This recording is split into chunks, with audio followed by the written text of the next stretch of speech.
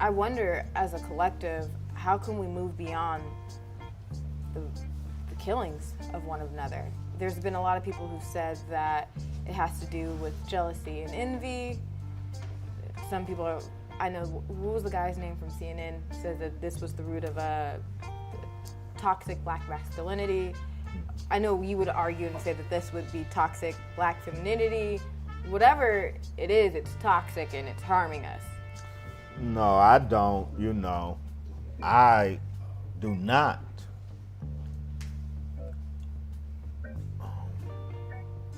incorporate that false paradigm, toxic masculinity, toxic black masculinity, into this narrative, even though the LGBTQ pushing their agenda has incorporated that false paradigm of toxic black masculinity into this narrative, besmirching the name and legacy of Nipsey Hussle, accusing Nipsey Hussle of toxic masculinity.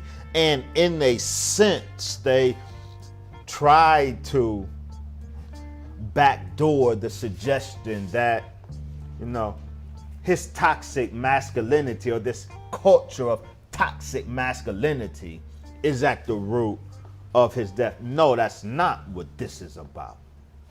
I don't see Shitty Cuz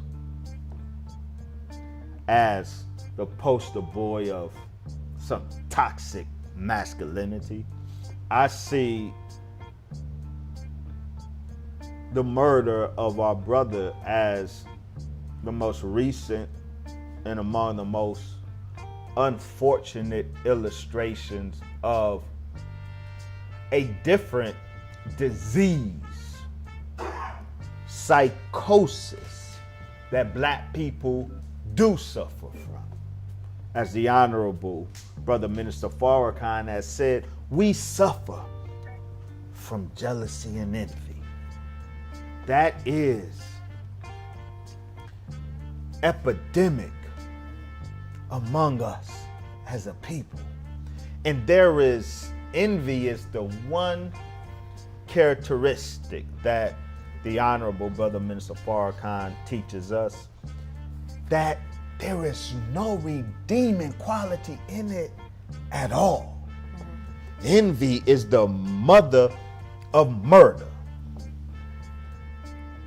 And black people, we suffer from envy. Black men and black women. And so we have to rise above envy. But that's what I see operative in our brother's murder, not this false paradigm of toxic black masculinity. I'm so appreciative of the black masculinity that Nipsey Hussle displayed. Nipsey Hussle displayed great black masculinity, and let's unpack that. That's important to me. Nipsey Hussle displayed black male intellectuality. That's great. Nipsey Hussle displayed love for family. Ooh, that's great. He, they would call him a hood nigga. He was born there, but he rose above the conditions of the hood, but he never betrayed the hood. So he represented the hood in lifting up family. Ooh, so this was a great display of black masculinity, that elevated his wife, elevated family. That's a great display of black masculinity. A black masculinity that was fiscally intelligent, fiscally, economically wise. Ooh, that's great. Ooh, that's such a beautiful display of black masculinity. A black masculinity who did not lack empathy.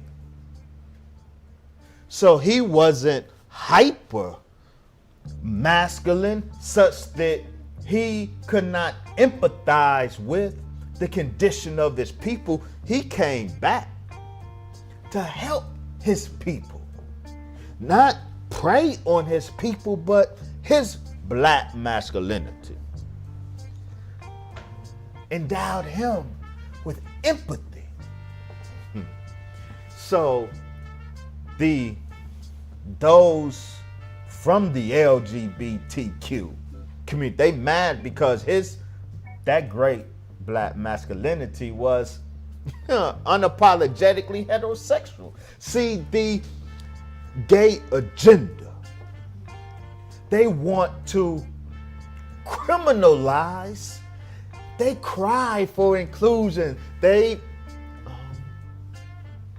march in pride of being homosexual, but they villainize and criminalize any pride in being heterosexual.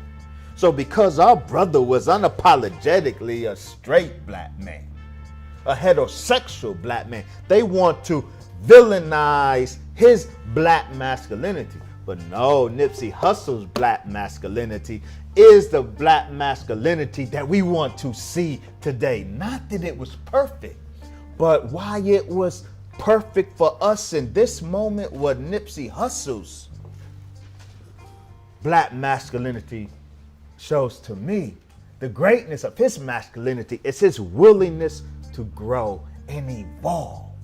And that is so important. As a community,